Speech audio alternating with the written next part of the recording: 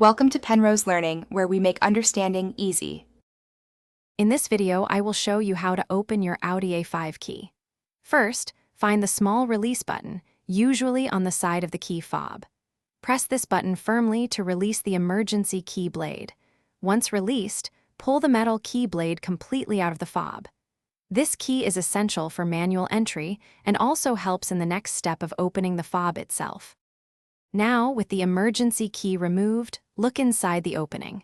You will see two small tabs or buttons. Press both of these tabs at the same time.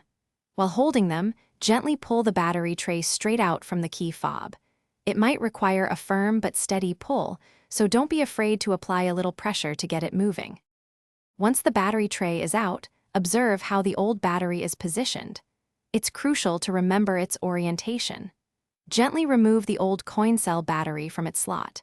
Most Audi A5 key fobs use a CR2032 battery, which is a common 3-volt lithium coin cell. You can easily find these at many stores.